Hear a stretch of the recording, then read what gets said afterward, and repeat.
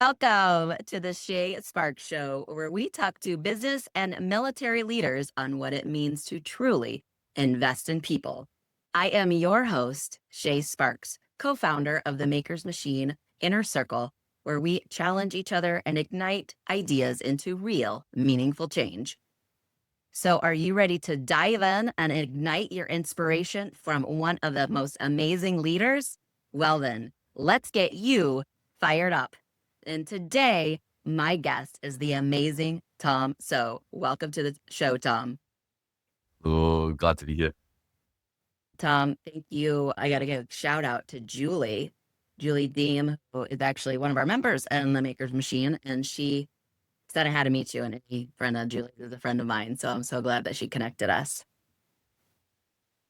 Yeah. And where are you located right now? What part of the world are you in? So I'm currently located in Glasgow, Scotland. In Scotland. So what is Yes. the weather like right now? We're recording this in March. So what is the weather over there like? Very windy at the moment. Windy. Got it. Is it Yes. cold? Yeah, it's been cold predominantly a lot of the time here. So not like Florida. It'll be very different than Florida. Yeah, different than Florida. Are you a golfer by chance? Isn't that where golf kind of started? It's very popular here. My friends like to play, but no, I could do 9 holes, but I can't last 18. Not for me. I can take the ball and pick it up and throw it probably faster than I can hit it with. Love it. So for those of you who don't know, Tom So brings over 12 years of specialized experience in trauma healing, energy work, and spiritual growth. He is the founder of the Middle Wave Meditation and a specialist in energy healing. He serves clients worldwide.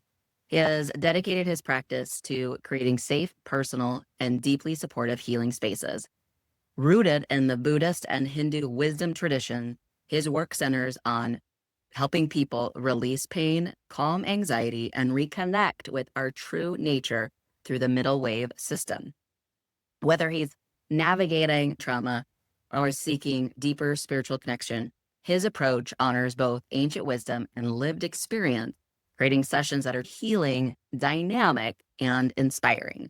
And you can learn more on his website in the show notes. Tom, I cannot wait to dive in because there's so much to learn about all the things that you do. So I like to start off with the first question of what does investing in people mean to you?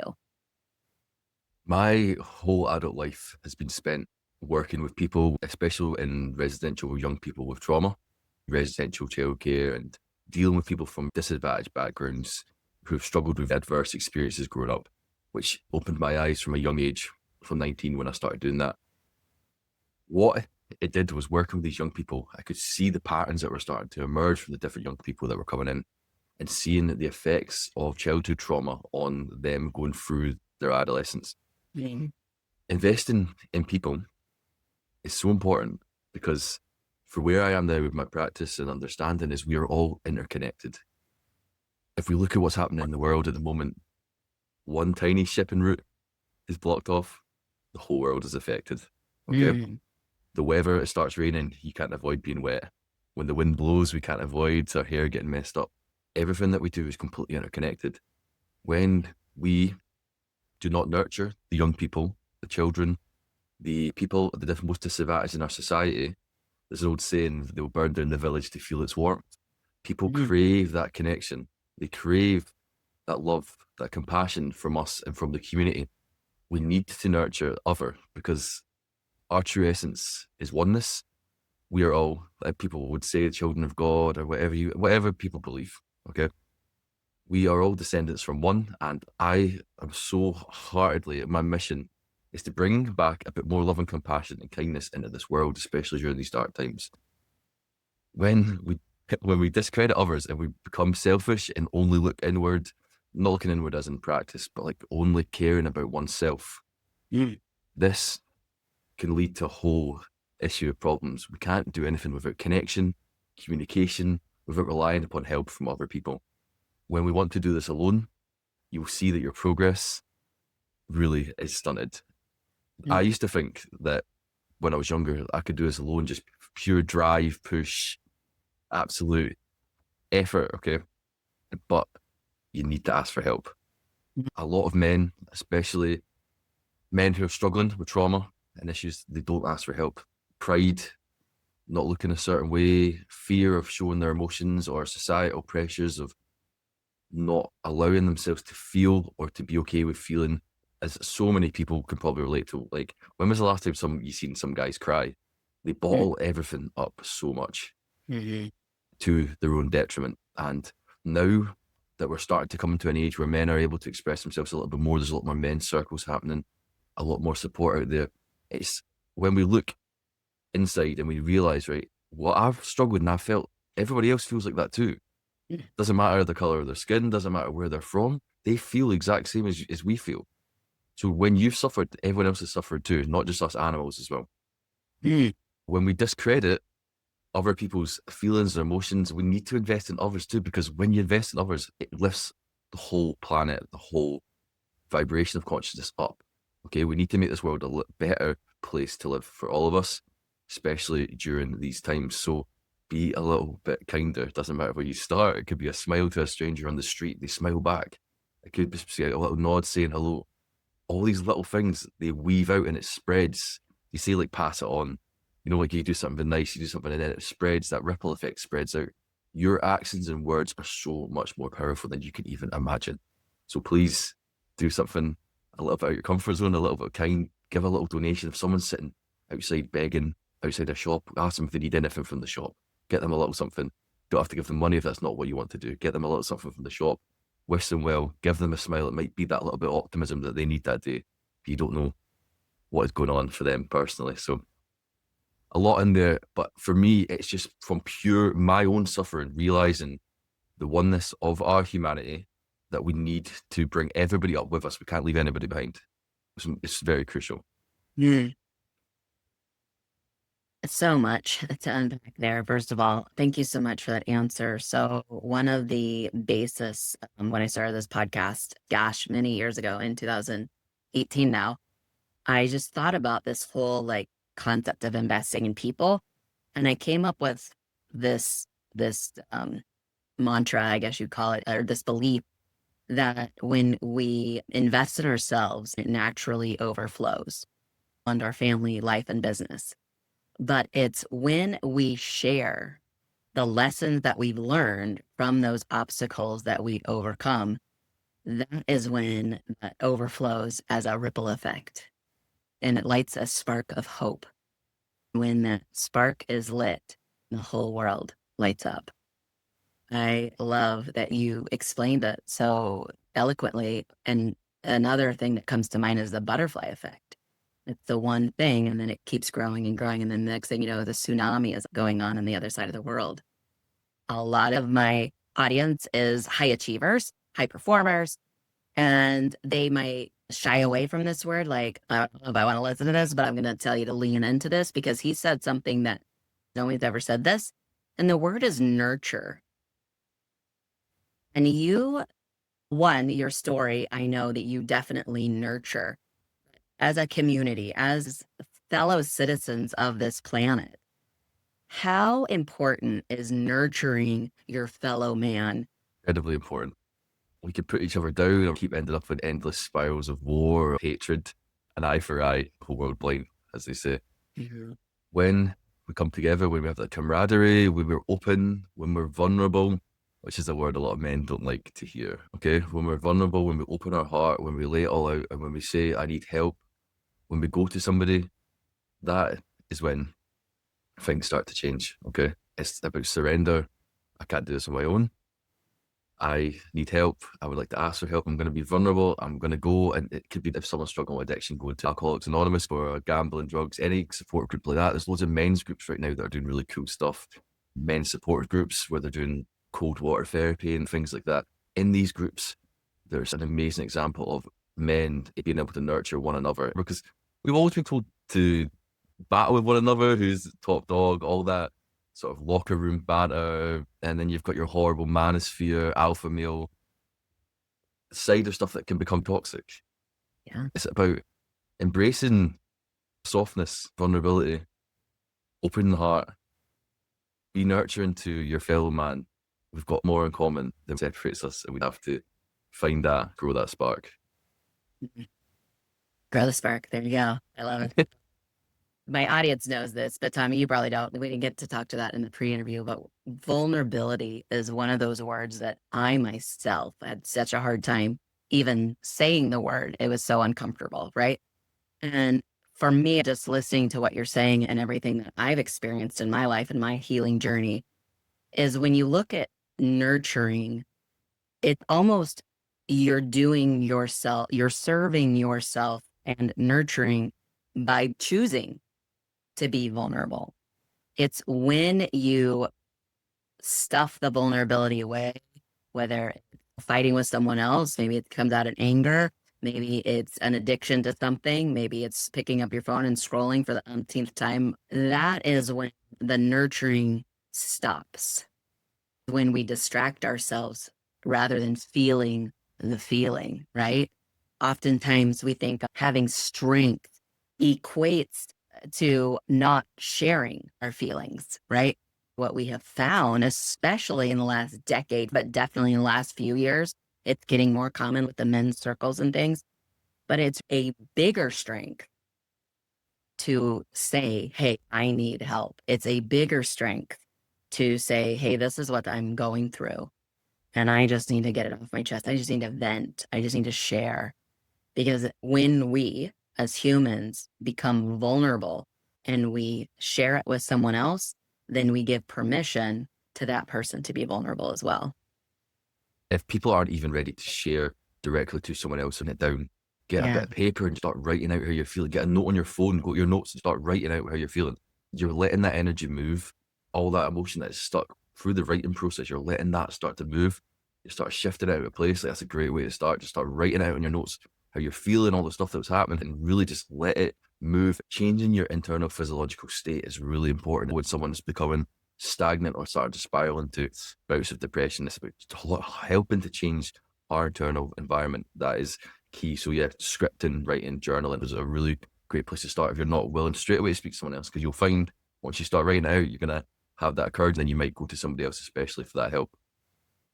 Truthfully, something that is also not really talked about a whole lot, when you distract yourself from feeling those feelings and you not acknowledging them. I love that you talked about journaling and getting them out, because I'm a huge practitioner of journaling and have been for many years and recommend it to everyone. Studies will show that when an illness or a diagnosis shows up in the body, a lot of times it's because some sort of trauma, some sort of feeling that they have been avoiding manifests itself as an illness or a diagnosis. And so if you are listening to us and you're like, well, I just got diagnosed with high blood pressure or high stress, there's ways to work around that rather than just pick up a prescription. So when I started meditating, I did not realize how much that was going to uncover for me that was trapped in my body and things that I'd repressed. Like, it was crazy. So once I just allowed the body to settle, the mind to settle, these like knots. So like the memory, the emotions surrounding that event, and then the energy binding it all together, they are stored in the energy body. Okay. When we meditate or do things like the middle wave app, what happens is when we sit and meditate and we allow these knots in the body, we get the body to know it's safe through the breathing, through the meditations. And when the body starts to know it's safe, it starts to heal. It starts to heal itself. These knots, the memory, the trauma, the emotion, and the energy binding it all together, they start to unravel and they start to come up to be released naturally by sitting and meditating and allowing. And it's interesting because once you start practicing, then you'll have a wave of emotion arise. You're like, why suddenly am I feeling all this anger? I have no. Then you realize, okay, I meditated this morning, and it's allowing the healing process to start. But when we're hunched up, when the body's tight, tense, contracted, when we're holding all that in, we're not giving the body a chance to heal, because we can heal. Mm. I love that you said that, because you're right. We can. And those knots show up in our shoulders a lot of times, right? We're constantly like this, right? Especially now as we're sitting at our desk or scrolling in our phones, our devices, whatever. So take us back.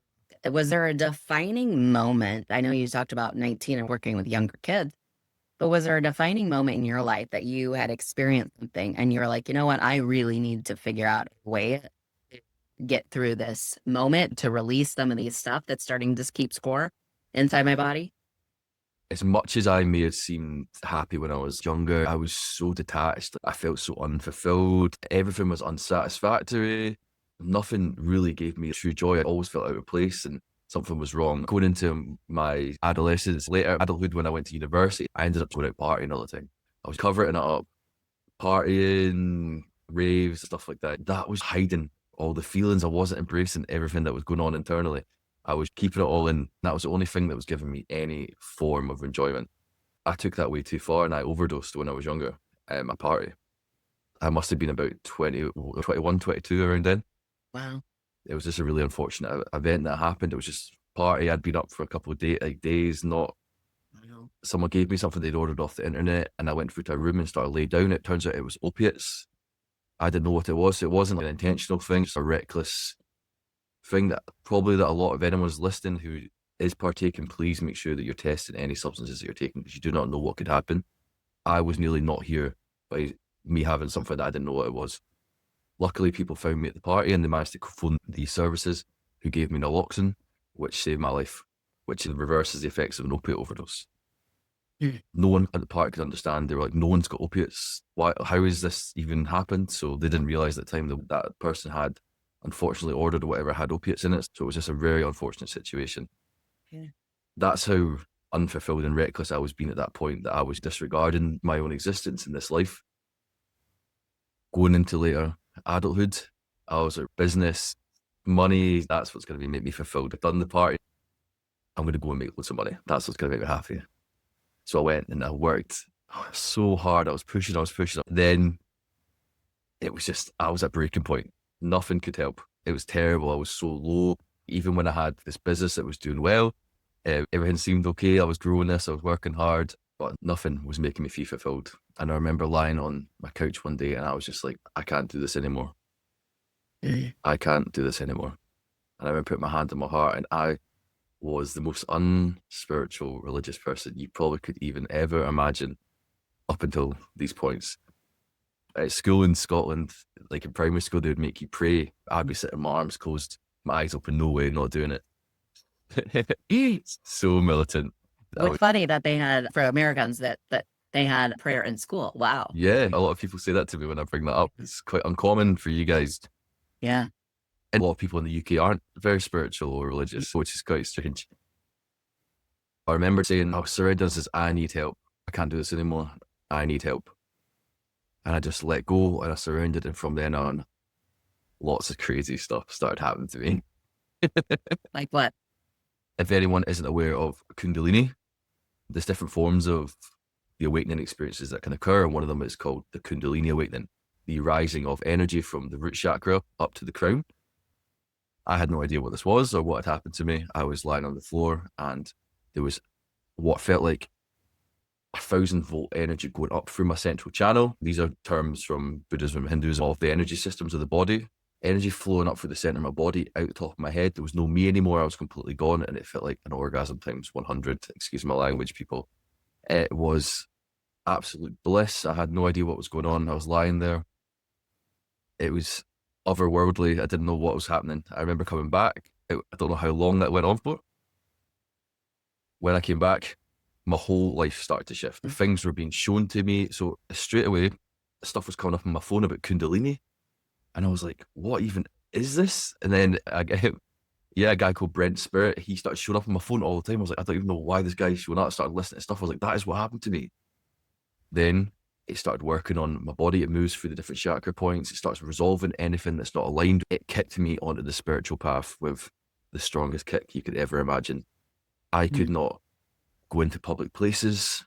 I started withdrawing myself. I went into isolation. I went into meditation for years, deep meditation.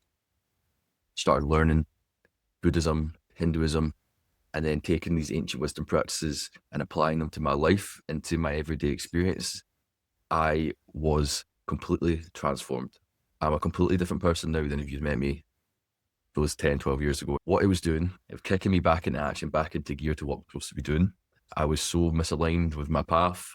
I had to get to that point of complete despair. I can't do this anymore. So the Tom that he thought was running the show stepped aside and our true nature then would appear, because There is something beyond the body mind that's our true nature that we can experience through deep meditation and through these awakening experiences that your guys like Eckhart Tolle, Ram Dass, your different teachers, they point to these teachings, and Jesus himself points to it when he says the kingdom of heaven is within.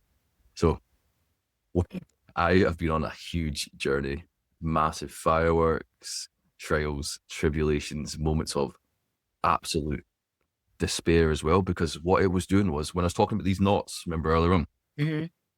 the Kundalini, the energy starts pushing all these to the surface very quickly.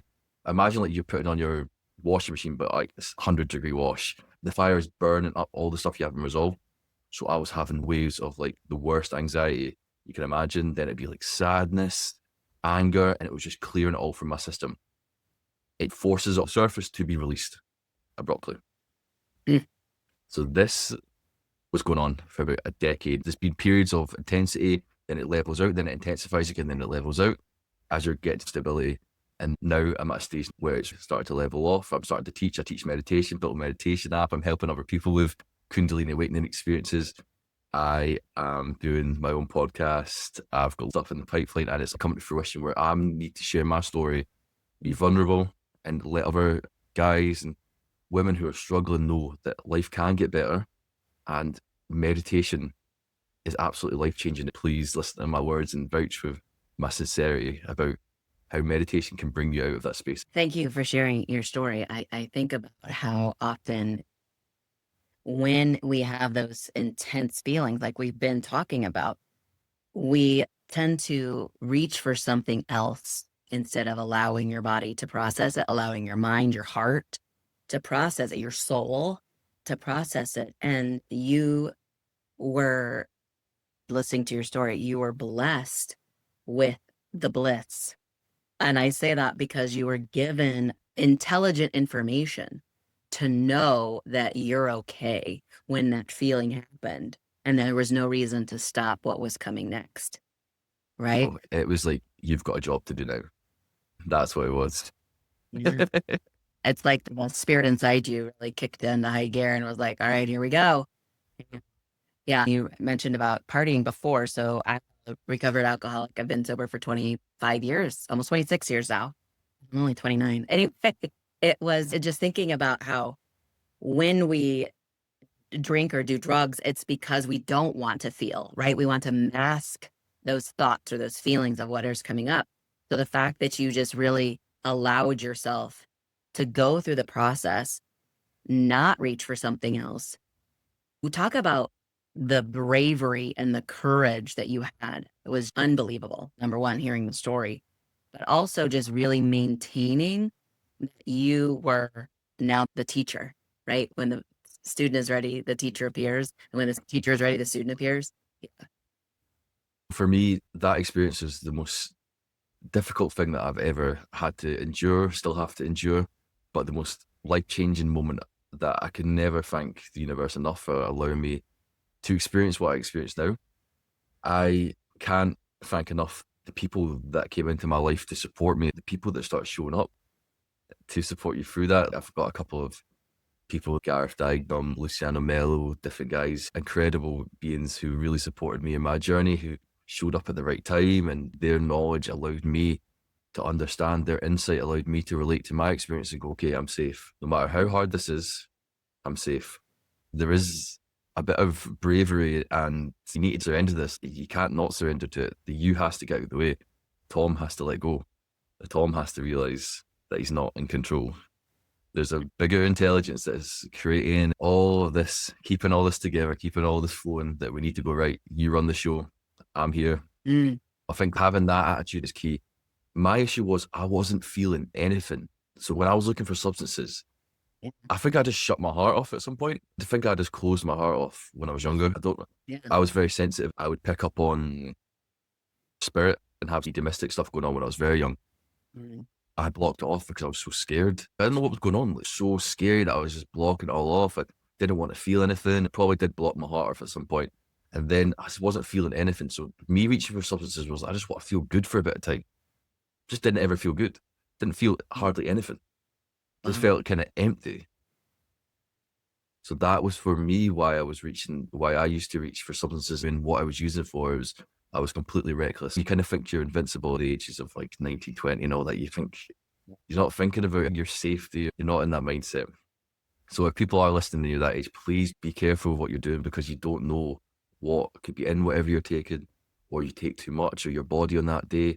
There's so many variables that could result in you might not be here, and the result of that to everybody else around you would be absolutely horrific. And it does get better. It gets better, and you get through that stage, and it maybe feels all encompassing. But please know there is light at the end of the tunnel. Thank you for sharing. Tom, you mentioned support, so I want to give a shout out to our sponsor. Tom has mentioned support, the people around him. In today's world where so many people are working remotely and they're working solo, you might feel a little isolating. It might feel like what you're doing for work is no longer meaningful, kind of like what Tom and I have been talking about today. And so we have an amazing group of people, a community called the Maker's Machine Inner Circle. It is a community for purpose-driven entrepreneurs and creators who are done with the small talk and are ready for a big change. We're not just talking networking or giving each other a business card. We come together, we share each other's wins, we support each other in the challenges, we mastermind solutions to figure out what is the next best step. And then we hold each other's feet to the fire of the accountability. And I was like, how can I support you? So whether you think you don't have a support or you have already a big support, reach out if this calls to you, because your next game-changing conversation, your next game-changing connection is just waiting for you. So, Tom, you have now created your own community, your own way of doing things. When you were thinking about starting this business, had you started a business before? What was it where your brain goes, okay, here's the idea. And even though I've always been an employee, I need to now start this business. And the reason I'm asking is because a lot of my audience is in that phase of life. So they could be an employee thinking they want to go be an entrepreneur, or they're in the military and transitioning out back into civilian life. There is definitely a mindset shift. Can you kind of take us through your story with it? I've always been a bit of a entrepreneurial spirit in me. It's like I would either be like a market stall, like selling bottles, and then like I would always be having ideas. Oh, that'd be cool. Like I'd be telling my pals, and then I had like loads of different businesses. Then I had one that went a bit further, where I was selling like holistic CBD oils and different stuff like that. And I had a little shop, and I had a couple of people working for me, and that was all going well. I still didn't feel well. I didn't feel good. I was like, I thought, oh, come on, this is going well. This will be it. This will be the thing that makes me feel great. Then COVID hit, decimated the whole thing. I was having to do it from my spare room, bottling stuff up, packaging it, waiting in the queue and all that. And I was like, this is not fun. I love it's the connection, the communication. I love like the going meeting the people, having the meetings, trying to like find new avenues, all of that. So what, for me, it's my creative outlet. Mm-hmm. So my brother's incredibly musical, my sister's like arty and different things like that. I really thrive with my creativity through building business and bringing people together. So what I feel like, if you have an idea, right, it's just about going for it. Like you don't want to look back on your deathbed thinking, why didn't I just give that a go? Like you don't want to be stuck in something mundane that you're not enjoying. So many people, they start work and they're working the job, they're not feeling fulfilled. And then they're thinking, oh, if it's only 40 years till I'm retired or 30 years till I'm retired, you're writing off the main part of your life. We need to see that the first one might not work, the second one might not work, the third one might not work, the fourth one might not work, but you don't give up. That whole time you're building all the skills. And what I didn't realize were all the different businesses that I had started and the skills that I learned, the people that I'd met, I had built all this capacity to every time that now that I start, I don't start from the beginning. I start from here now. And it's every time that you build it, you start from a different point. Building your page, your SEO work, your website building, your networking, your communication abilities, your accountancy, your ability to speak about your product and bring people in and build that community around you and what you're doing. It's important. Don't give up. If you feel inspired to do it, just go and do it. Don't look back and regret that you didn't give it a go. Be inspired, take that positivity and that excitement and just put it into your product and see it as a creative. See it like a painting. You're building this piece of art, right? Some paintings you can do in 2 minutes, some may take years. Okay, it doesn't matter the time frame. Chip away bit by bit. like compounding over time. If you keep applying over time, there's going to be success. Doesn't matter what you're doing. If you just keep going, we only struggle when we stop. If we give up, that's when it stops. So just keep cracking at it and keep giving it your best, and don't worry about time limits and frames. If you've not put that pressure on yourself, or you've maybe left your other job and you're doing your side project, if you build that up enough at the same time, that's a good way to do it, because you don't have that stress at the same time. Because it needs to be enjoyable. Try and keep it enjoyable too, because you don't want to build this thing and then it becomes a burden. Mm. Do you know, Yeah, if anyone's out there and you are looking to start a business, go for it. Absolutely go for it. I love it. I didn't even ask about advice, but you read my mind. So I'm glad that you shared that, especially about how even though you tried all different things, it wasn't you failed. It was a learning lesson. And then you were able to take that and compound it with what you want to, like a pivot, and go to the next direction. And I think people forget that part, right? They forget that you can take what you already have and you don't have to start all the way over at the bottom. You can start over on a linear scale, right? And so when you mention that, I love that you did that, because a lot of people don't mention that on here. And because it's like, oh, you got to start over. No, I'm not starting over. Just starting where I'm with all the knowledge, all of the skills, all of the tools that I already have. And now I'm compounding. To me, I'm like snowball at the top of the mountain, and it keeps adding snow as it's going down the mountain, creating more momentum. By the time it gets down to the bottom of the mountain, it's this big snowball.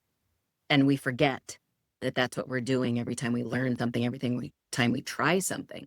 Even, in the very beginning of this, we talked about stepping out of your comfort zone, doing something out of your comfort zone, whether that's being vulnerable, whether that's feeling an uncomfortable feeling, or trying a new skill, learning a new skill. All of that is building and compounding interest and building that momentum so that you will be able to achieve what you're looking for. I'm so glad that you said what you said about it. So when you were thinking about doing your own meditation, was there somebody that inspired you that you were like, I like what they do, but I can do it better? So I started going on retreats, and a guy who's really supported me, Gareth Dagenham, an Irish guy who went through a very similar process to my own.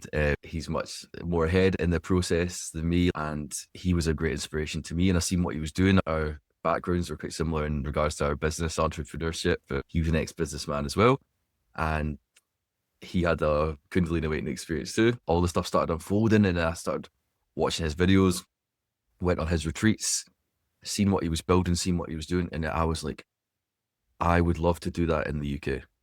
Mm-hmm. I would love to be able to bring that to the UK and bring that support to people here. We're having to travel over to Ireland, but it's a 6-hour drive. I would love to be that beacon in the UK for doing that sort of similar line of work. And anyone interested in Kundalini or awakening and meditation and releasing, letting go of trauma and healing and being part of a community that supports and nurtures one another. I've always been someone who brings people together, even organizing events and stuff like that. And I was like, this is what I'm supposed to be doing. And I know it, so I can't wait until this all starts growing. As you say, as it's snowballing already, I did not expect to. I've been invited on the things that I have already, and the chats that are taking place with people on my own podcast and stuff too. It's all really starting to pick up, and I couldn't be more grateful. But that doesn't come easily. You've got to put in the hard work. So don't expect stuff to just land on your lap. You need to put in the work too. I wanted to, like, one of the professional basketball players here, the statistic is 100,000 practices, like 100,000 free throws. You mentioned retreats. You do offer retreats. And what else is it that you offer? I know you do with your online space as well. So we've got the Middle Wave app, which is I've learned everything that I learned in my process, the ancient wisdom practices.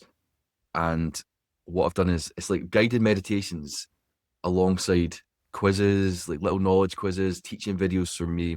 And then under each track, I've embedded something called neuron treatment, which is sound and vibration. And what it does is the sound and vibration, your brain waves, they mirror the sound, and it helps lower your brain to these more relaxed states a lot faster than just conventional meditation. So the guided track is me speaking, helping you guide down, relax the body, and the healing process starts. The sound as well, it's like the nitrous oxide, it's boosting that, so it's really quick. I'm quite a practical person, so I'm very much right. How do we get from here to here, and how are we doing it as quick as possible? I'm not someone who was like, maybe the language you're hearing me speak today, you're like, what is this guy talking about? I was not spiritual at all, okay? Not even in the slightest. So when I've tried to put this together, I'm thinking about Western audience, people maybe who are struggling with busy minds, constant overthinking, maybe that feeling of unsatisfactoriness, unfulfillment. What I've done is how I've set it up, the teaching styles, the like ancient Eastern practices. I've westernized them, used analogies, similes. I've made it so palatable and easy to understand for us. I've gathered golden nuggets from the East, brought them here, put it on your phone. It's like a spiritual guide in your pocket. You do a little meditation for a week, you move on to the next section. It's easy, simple. All you got to do is put on your headphones.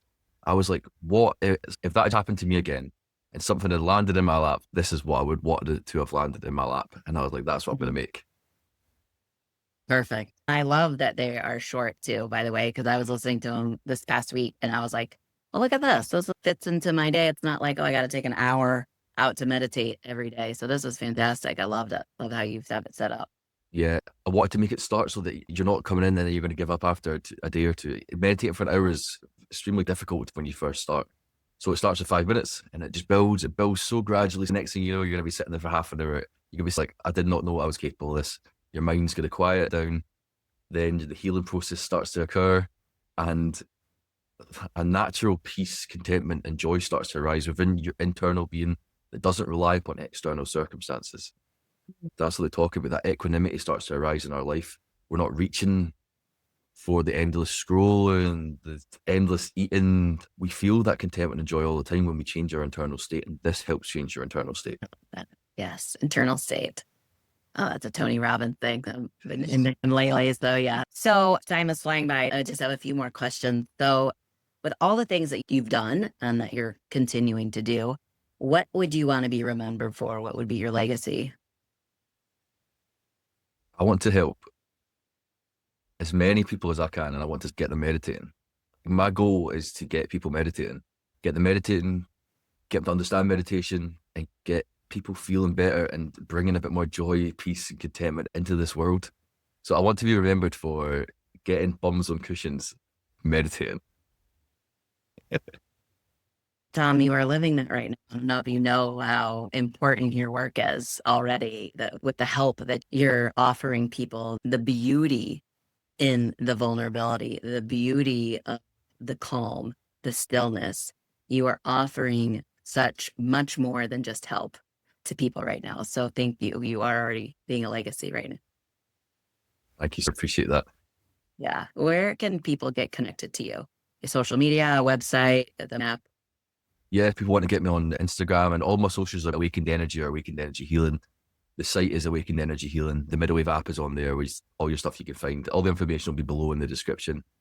I do a free live meditation session every Sunday night at 8 p.m. GMT. That's on YouTube and Zoom. I'll give the details too, and people can join that as a taster of the Middlewave app. And I guide it free every Sunday. It's all live. And if people want to take it further, they can do the app free for 30 days as well. So people can try out, see if they like it and vibe with it.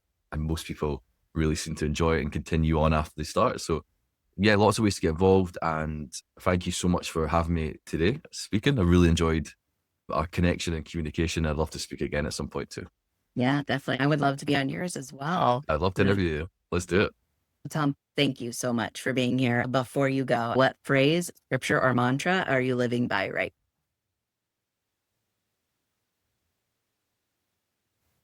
May all beings be free from suffering and its causes.